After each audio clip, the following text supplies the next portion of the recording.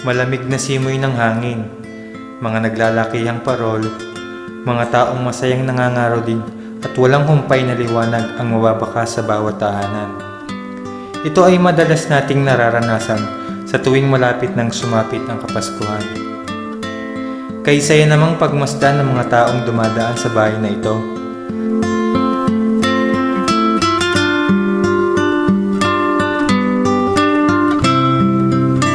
Lahat ng suliranin ay napapawi. Sa tuwing nasisilayan ang nakamamanghang butil ng liwanag, mga liwanag na sumasayaw,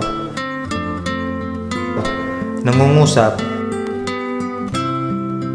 at nag-aanyayang pasukin ang hiwaga sa likod nito. Ano nga bang liwanag ang taglay ng Pasko? Habang tinataha ko ang landas ng aking paglalakbay, ay napukaw ng binatang ito ang aking kamalayan. Lubhang napakalalim ng iniisip. Ano kaya naglalaro sa musmus niyang kaisipan? Siguro, naiinggit lang.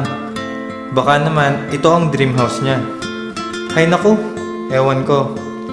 Binalikan ko ang lalaking ito upang lahat ng katanungan ay matultukan. Nung unay ayaw pa niyang magpa-interview, ngunit sa pagtakay, nakumbinsi ko rin. Nakita kita kagabi. Nakasilip ka sa bintana nyo. Mukhang malalim ang iniisip mo ah. Sa totoo lang po, hindi ko maiwasan tumingin sa bahay ng kapitbahay namin. May magandang sasakyan, magarang bahay, at walang kahirap-hirap pailawin ng buong barangay. Hindi ko maiwasang mainggit, pero sa kabilang banda, napakapalad ko pa rin. Hindi man kami nabigyan ng maraming pera, biniyayaan naman ako ng pamilyang masasabi kong kayamanan.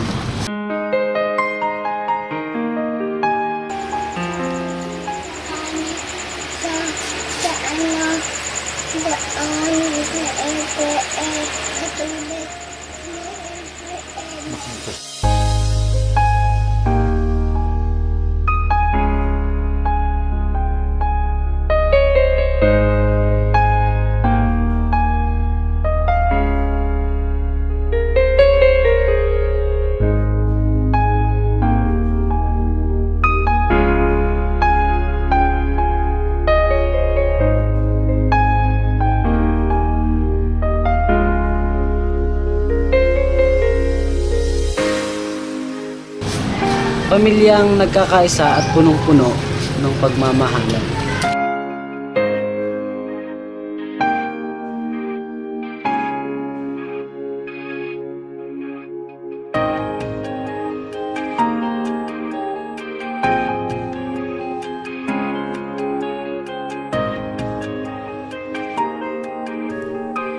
Walang katumbas na salita ang makapaglalarawan sa pamilyang ito. Tinitingala namin kayo. Tinitingala kagaya ng mga bituin sa langit. Sa bawat kinang ay nakapagbibigay ng ngiti sa aming labi.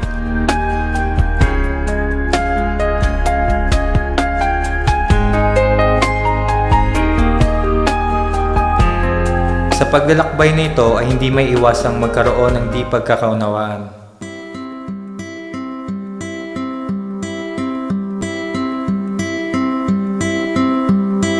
Ngunit, ang kaliwanagan pa rin ang nangingibabaw.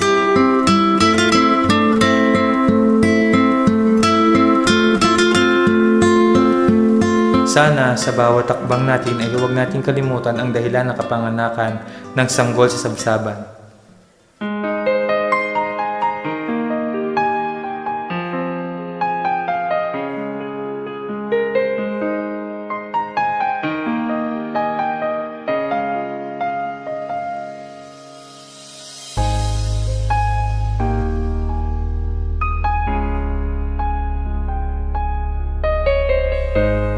Ang pagsilang ng totoong liwanag ng Kapaskuhan.